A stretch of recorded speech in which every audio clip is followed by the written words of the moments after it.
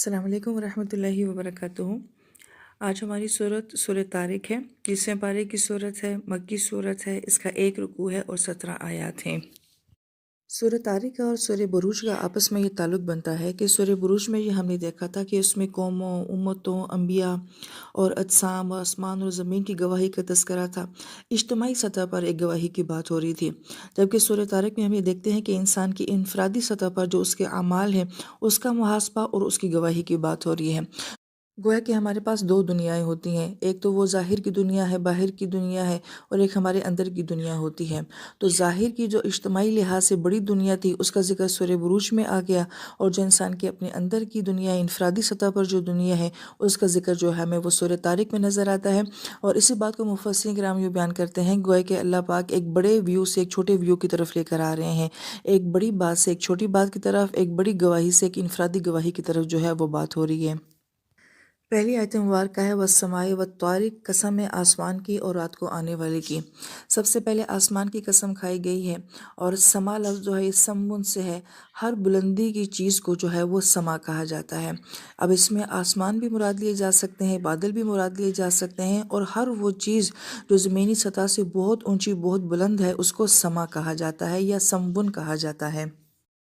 اور دوسری قسم جو کھائی گئی ہے وہ طارق کی قسم کھائی گئی ہے، اور طارق کا مطلب ہوتا ہے رات کے اندھیرے میں آنے والا۔ عرب لوگ عموماً دن کی گرمی سے بچنے کے لیے رات کا سفر کیا کرتے تھے، تو ان کے سامنے آسمان کی یہ دو کیفیتیں ہوتی تھیں، دن کا روشن آسمان اور رات کو ستاروں والا آسمان۔ تو یہ ان کے عام مشاہدے میں آنے والی اللہ پاک کی ایک مخلوق تھی، تو اس لیے اللہ پاک جو ہے عموماً انہی چیزوں کی زیادہ قسمیں کھا کے عرب کے ذہن کو اپنی طرف متوجہ کرتے ہیں۔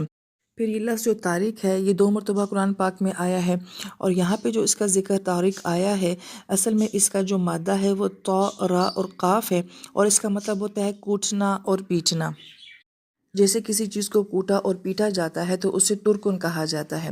اسی سے لفظ جو ہے وہ طریق بھی نکلا ہے، طریق راستے کو کہا جاتا ہے، اور طریق ایک ایسا راستہ ہوتا ہے کہ پہلے زمانے میں تو روڈیں نہیں ہوا کرتی تھیں، تو جن راستوں پہ لوگ بہت زیادہ چلا کرتے تھے تو وہ راستے خود بخود بن جایا کرتے تھے، تو بار بار چلنے کی وجہ سے اور پاؤں کے نشانات کی وجہ سے جو راستے بن جاتے تھے، تو گویا کہ ہمارے پاؤں جو ہیں اس راستے کو بار بار کوٹتے تھے، پیٹتے تھے، تو ایک راستہ بن جایا کرتا تھا، اس لیے اس راستے کو جو ہے وہ طریق کہا جاتا تھا، یعنی کہ وہ راستہ جو انسان خود بناتا ہے اس کو طریق کہا جاتا ہے۔ اور اسی سے لفظ طریقت بھی نکلا ہے۔ اب طریقت بھی ایک راستہ ہوتا ہے، مگر یہ کون سا راستہ ہے؟ یہ ایک روحانی راستہ ہے۔ اہل تصوف جو ہیں ان کا جو بھی روحانیت کا جو عمل چلتا ہے اس کو وہ طریقت کا راستہ کہتے ہیں۔ تو گویا کہ ایک ظاہری راستہ جو انسان کے قدموں سے بنتا ہے وہ طریق ہو جاتا ہے، اور انسان کی روح کا جو سفر ہوتا ہے وہ جو راستے طے کر کے اللہ تعالیٰ سے اپنا قرب حاصل کرتی ہے اس کو طریقت کا راستہ کہا جاتا ہے۔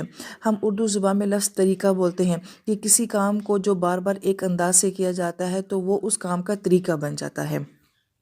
پھر اسی طرح سے یہ لفظ جو ہے وہ عربوں میں استعمال ہوتا تھا دروازے کی دستک کے لیے، اور دروازے کی دستک اگر دن میں دی جائے تو بڑی عام سی بات ہے، مگر اگر رات میں کوئی آ کے دستک دے، اور وہ بھی اس زمانے کی راتیں کہ جب کہ مغرب کے بعد ہی ان کی دنیا جو ہے بالکل خاموش ہو جایا کرتی تھی، تو اگر کوئی آدھی رات کو آ کے دستک دیتا تھا تو وہ دستک بڑی اہمیت کے حامل ہوتی تھی، تو اس رات کی دستک کو بھی جو ہے وہ ترک کہا جاتا تھا۔ پھر اسی طرح یہ لفظ جو ہے عربی زبان میں ہر اس چیز کے لیے بولا جانے لگا جو کہ رات کو آنے والی ہوتی تھی۔ اب رات کو آنے والا ستارہ ہو تو وہ بھی طارق ہے، رات کو آنے والے کوئی دستک یعنی مہمان ہو تو وہ بھی طارق ہے، ایون کہ رات کو جو انسانی ذہن میں خیالات آتے ہیں وہ بھی طارق ہیں، اور وہ بھی اس زمانے کے لوگ جو کہ کھلے آسمان کے نیچے سوتے تھے اور ان کے سامنے ستاروں والا آسمان ہوتا تھا، تو وہ جو اس کو دیکھ کے ان کے ذہنوں میں خیالات آتے تھے، یا یوں کہیے کہ اس زمانے میں انسان کے پاس سوچنے کے لیے بڑا وقت ہوتا تھا۔ ہماری تو راتیں بھی آج گہما گہمی کی ہوتی ہیں، لہٰذا وہ راتیں بڑی پرسکون ہوتی تھیں، اور انسان کے ذہن میں بہت سارے خیالات جو ہیں وہ راتوں کو آیا کرتے تھے، آج بھی یہ ایون آتے ہیں، تو گویا کہ رات کے آنے والے خیالات جو ہوتے ہیں وہ بھی طارق کہلاتے ہیں۔ تو گویا کہ ہر رات میں آنے والی چیز کو جو ہے وہ طارق کہا جاتا ہے۔ لیکن چونکہ صورت مبارکہ میں اللہ پاک پھر خود سوال بھی کریں کہ وما ادراک مت طارق، اور تمہیں کیا خبر کہ طارق کیا ہے۔ اور جب کبھی بھی ہم قرآن پاک میں دیکھتے ہیں کہ اللہ پاک خود سوال کرتے ہیں کہ ما ادراک، کہ تمہیں کیا خبر کہ وہ چیز کیا ہے، تو پھر اس کی وضاحت اللہ پاک خود ہی آنے والی آیات میں کر دیتے ہیں۔ تو اللہ پاک اب خود فرما رہے ہیں کہ النجم الثاقب، کہ ان تمام جو بھی ہم نے آراء بتائی ہیں کہ طارق سے یہ مراد ہے، اس میں سے اللہ پاک فرما رہے ہیں کہ نجم الثاقب، جو رات کو آنے والا ستارہ ہے، اس کو جو ہے وہ طارق کہا جاتا ہے۔ اب جو ستاروں کی بات ہو رہی ہے تو عرب کے صحرائی لوگوں کے لیے ستاروں کی روشنی ہی بڑی اہمیت کی حامل تھی، اور رات میں تو ان کے لیے سوائے روشنی کا اور کوئی ریسورسز جو ہے وہ ان تاروں کے سوا ہوتا ہی نہیں تھا۔ لہٰذا وہ اس بات کو بڑی اہمیت دیتے تھے کہ وہ ستارہ چل رہا ہے، وہ آ رہا ہے، وہ جا رہا ہے، تو یہ موضوع ان کے لیے بڑا مانوس تھا۔ ایون آج کے کچھ لوگ بھی جو ہیں وہ ان ستاروں کے آنے جانے کو بہت اہمیت دیتے ہیں، تو اللہ پاک جو ہے ان کے ذہنی مزاج کے مطابق بات فرما رہے ہیں۔ لیکن یہاں پہ جو فرمایا گیا ہے کہ النجم الثاقب، ثاقب کا لفظ استعمال کیا گیا ہے۔ ثاقب لفظ جو ہے یہ ثقب سے نکلا ہے، اور ثقب کا مطلب ہوتا ہے سوراخ کرنا،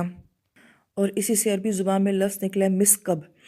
جو سوراخ کے لیے بطور آلہ استعمال ہوتا ہے۔ جیسے آج کل ہم دیوار میں سوراخ کرنے کے لیے ہم ڈرل مشین کے آگے برما لگا دیتے ہیں، اور پھر برمے سے جو ہے ہم دیوار کے اندر سوراخ کر دیتے ہیں، تو اس کو جو ہے مسکب کہا جاتا ہے۔ اب ایک ستارے کو جو ہے وہ ثاقب کیوں کہا جاتا ہے؟ ہم نے قرآن پاک میں شہاب ثاقب کا بھی جو ہے وہ بہت ذکر سنا ہے۔ ثاقب لفظ کا ذکر ایک یہاں پہ آیا ہے، اور دوسرا ذکر جو ہے وہ شہاب ثاقب کے ضمن میں ہی آیا ہے، اور وہاں پہ ہم نے یہ جانا تھا کہ شہاب ثاقب جو ہوتے ہیں وہ آسمان کی حفاظت کے لیے جو ہے وہ استعمال کیے جاتے ہیں، کہ جب شیاطین آسمانوں پہ جاتے ہیں اوپر کی باتوں کو سننے کے لیے، تو وہاں پہ ان کو جنس کے ساتھ سامنا کرنا پڑتا ہے، یعنی سمجھے کہ آسمانی میزائل جو ہوتے ہیں وہ یہ شہاب ثاقب ہوتے ہیں۔ تو ایک ستارے کو جو ہے وہ ثاقب کیوں کہا جاتا ہے؟ کیونکہ بالکل اندھیرا ہوتا ہے، تو اس اندھیرے میں ایک چھوٹی سی روشنی کا جو مظہر ہوتا ہے وہ ستارہ ہوتا ہے، تو گویا کہ وہ ستارہ اس اندھیرے میں سوراخ کر کے ظاہر ہوتا ہے، اس لیے اس ستارے کو ثاقب کہا جاتا ہے۔ اسی لیے عربی زبان میں جو لفظ ثقوب استعمال ہوتا ہے وہ بھی اسی معنوں میں ہوتا ہے، کیونکہ جیسے ستارہ جو ہوتا ہے وہ اندھیرے میں سے ایک سوراخ کر کے گویا کہ ایک روشنی کو ظاہر کرتا ہے، اور وہ ایک دم روشنی اس کی ظاہر ہوتی ہے۔ اس لیے عربی زبان میں کسی بات کا ایک دم پھیل جانا، مشہور ہو جانا، اور اتنا مشہور ہو جانا کہ لوگ اس کو اپنا لیں یا اس بات کو نافذ کر دیا جائے، تو اس کو بھی جو ہے وہ ثقوب کہا جاتا ہے۔ اسی طرح پہاڑوں میں جو روشنی والے راستے ہوتے ہیں ان کو بھی عربی زبان میں ثقوب کہا جاتا ہے۔ جیسے کہ عموماً سرنگ کا معاملہ ہوتا ہے، تو جیسے آج کل جو ہیں وہ پہاڑوں کے اندر سے جو ہے وہ روڈیں نکالی جاتی ہیں، تو گویا کہ ایک طرح سے جو ہے وہ روشنی داخل ہو رہی ہوتی ہے اور اس سرنگ کو جو ہے وہ روشن کر دیتی ہے، تو اس سوراخ کو بھی جو پہاڑ کے اندر کیا جاتا ہے اس کو ثقوب کہا جاتا ہے۔ اب ہم جب یہ دیکھتے ہیں کہ اللہ پاک اپنی تخلیقات کی قسم کھاتے ہیں تو لازماً بات ہے کہ اس کے پیچھے کوئی نہ کوئی حکمت ہوتی ہے۔ مفسر کرام جو فرماتے ہیں کہ شروع میں آنے والی قسموں کا بعد میں آنے والی صورت کے مضمون کے ساتھ جو ہے وہ تعلق ہوتا ہے۔ اب یہاں پہ آسمان اور طارق جو کہ رات کو آنے والا ہے اس کی قسم کھائی گئی ہے، اور اس کے ساتھ ہی پھر آیت نمبر 4 میں جو ہے وہ فرشتوں کا بھی ذکر ہو رہا ہے کہ فرشتے ہمارے محافظ ہیں، اور پھر اسی صورت مبارکہ میں آگے جو ہے وہ قرآن پاک کا بھی ذکر ہو رہا ہے۔ تو مفسر کرام یہ فرماتے ہیں کہ جس طرح سے فرشتے ہمارے اعمال کے محافظ اور نگہبان ہوتے ہیں، اسی طریقے سے یہ ساری تخلیقات بھی جو ہیں یہ ہمارے اعمال کی گواہی دے رہی ہوتی ہیں۔ یہی مضمون ہم نے بروج میں بھی پڑھا تھا کہ آسمان جو کہ برجوں والا ہے وہ دیکھ رہا ہے کہ انسان کیا کر رہا ہے، زمانہ کیا کر رہا ہے، اور تاریخ میں سب کچھ کیا ہو رہا ہے، اجتماعی ظلم کو بھی دیکھ رہا ہے، انفرادی حالات کو بھی دیکھ رہا ہے۔ اسی طریقے سے یہاں پہ بھی یہ کہا گیا ہے کہ جس طرح سے فرشتے انسان کے اعمال کے محافظ ہوتے ہیں، تو یہ ستارے بھی گویا کہ انسان کے اعمال کو دیکھ رہے ہیں۔ پھر مفسر کرام جی فرماتے ہیں کہ ستارے جو ہوتے ہیں وہ رات کی تاریکی میں آتے ہیں، اور اس دور میں تو بالخصوص کہ روشنی کا سب سے بڑا ذریعہ رات میں یہ ستارے ہی ہوا کرتے تھے، بلکہ سمندری سفروں پہ جانے والے مسافروں کے لیے جو ہے سب سے بڑی رہنمائی جو ہے وہ انہی ستاروں کے ساتھ لی جاتی تھی۔ تو جس طرح سے ستارے جو ہیں وہ رات میں روشنی کا ایک بہت بڑا ذریعہ بنتے ہیں، اور جس طرح سے سمندر کے مسافروں کے لیے ایک بہت بڑی رہنمائی اور گائیڈر بنتے ہیں، تو اسی طریقے سے قرآن کا معاملہ بھی ہے جو کہ جہالت کے اندھیروں میں جو ہے وہ ایک روشنی لے کے ظاہر ہوتا ہے۔ اب ستاروں کے اندر ایک روشنی کا نفع ہوتا ہے، تو قرآن بھی گویا کہ ایک نور، ایک ہدایت کی روشنی لے کر آتا ہے۔ پھر یہ ستارے جو ہوتے ہیں بڑی خوبصورتی کا منظر ہوتے ہیں، رات کی تاریکی میں آسمان پہ ایسے لگتا ہے کہ جیسے کہ سرما ستارے کا کام ہم اپنی اردو زبان میں بولتے ہیں، ایسے ہے۔ تو اسی طریقے سے جب قرآن اندھیروں میں آتا ہے، انسان کی شخصیت میں آتا ہے، اس کے اندر کی جہالت کو دور کرتا ہے، تو گویا کہ وہ اس کے اندر کو زینت دیتا ہے، تو اس کے اندر کو خوبصورتی دیتا ہے کہ جیسے ستارے آسمان کو خوبصورتی دیتے ہیں۔ تو گویا کہ قسم کا اور آنے والے بات کے مضمون کا آپس میں بڑا گہرا تعلق ہوتا ہے۔ تو جس طرح سے دنیا کے اندھیروں کو جو ہے وہ آسمان کے ستارے آ کے دور کرتے ہیں رات کی تاریکی میں، اسی طریقے سے جو انسان کی ذات کے اندر کے اندھیرے ہوتے ہیں، جو ویرانیاں ہوتی ہیں، اس سے قرآن کا نور آ کے جو ہے وہ ختم کرتا ہے۔ یہ خوبصورت مماثلت ہے جو قسم اور جواب قسم کے درمیان میں پائی جاتی ہے۔